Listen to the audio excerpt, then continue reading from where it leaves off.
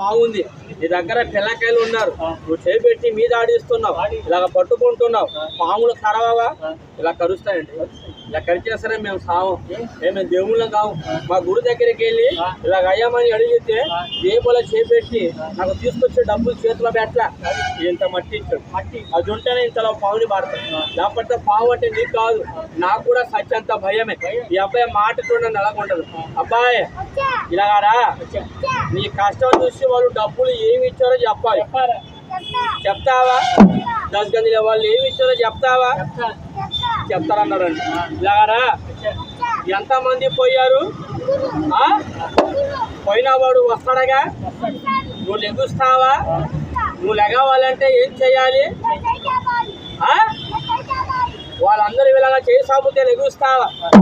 అయ్యా అబ్బాయికి లేపాలా, పండుగ పెట్టాలా? లేపాలి కదా. ఇప్పుడు చూడండి, ఒక్కడే కాలు మార్చు, వాడు వచ్చిన పని మర్చిపోవాలి. రోడ్డు మీద వాడు ఇలాగే చూడండి ఎలా పండుకుంటాడు. ఆ అబ్బాయికి పైకి లేపేస్తాను. అందరికి దండం పెట్టాను.